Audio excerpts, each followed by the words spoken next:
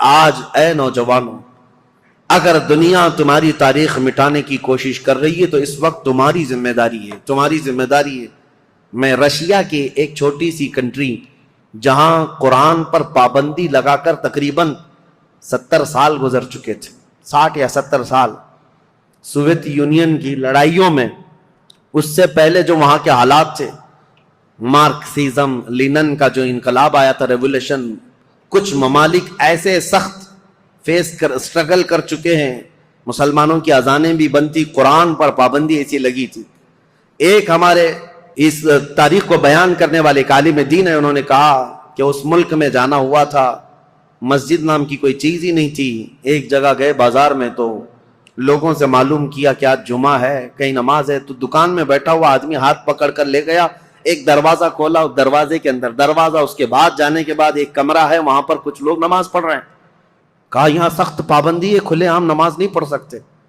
نماز پڑھنے کے بعد علاقے کے لوگوں سے، اس عالم دین ہندوستانی تھے، مل کر کے انہوں نے کہا مسلمانوں پر اتنی سخت پابندیاں ہیں لیکن ہیں مسلمان اب تک، نماز تو پڑھ رہے ہیں تم لوگ چھپ کر ہی صحیح. انہوں نے کہا نماز ہی نہیں. ایک بچے کو انہوں نے سامنے کیا، ایک بچہ تھا تقریباً وہ 12 یا 13 سال کا، کہا یہ قرآن پڑھ سکتا ہے؟ تو وہ ہنسنے لگے، کہا قرآن پڑھ نہیں سکتا بلکہ یہ پورا حافظ قرآن ہے. یہ عالم دین کہتے ہیں میں اس کو جگہ جگہ سے قرآن پوچھتا رہا اور وہ قرآن زبانی سناتا رہا. ایسی جگہ پر جہاں اذان پر پابندی ہو، جہاں قرآن رکھ نہیں سکتے، ایک بچہ حافظ قرآن ہے. انہوں نے پوچھا کہ بیٹا یہ حفظ قرآن ایک باضابطہ مدرسہ لگتا ہے ہمارے ہاں، باضابطہ انوائرمنٹ چاہیے، پھر جا کر کوئی حافظ قرآن بنتا ہے، تم ایسی جگہ پر کیسے بنے؟ وہ کہتا ہے بس میں اپنی دادی سے سن کر حافظ قرآن بناؤں، میری دادی حافظ قرآن ہے. میں یہ مثال صرف اس لیے دینا چاہتا ہوں، اسلام پر چاہے جیسے ہی سخت حالات آ جائیں، اسلامی سپاہیوں نے اپنے بچوں میں اسلام نسل کرنے کا جب بیڑا اٹھا لیا ہے، دنیا کی عظیم طاقتیں بھی اسلام کو کچھ نہ کر سکی.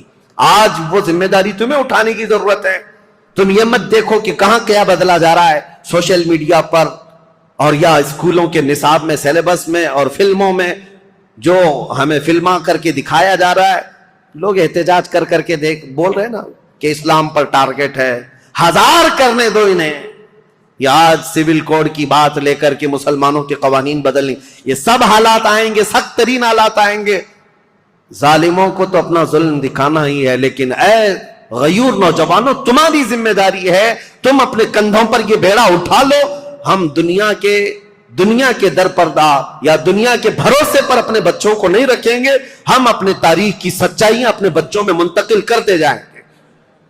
یہ گڈی گڑیا کی کہانیاں سنانا چھوڑ دو، اپنے بچوں کو لو، رات میں بیٹھ کر میرے آقا کی اور صحابہ اکرام کے ایمان افروز واقعات سناؤ.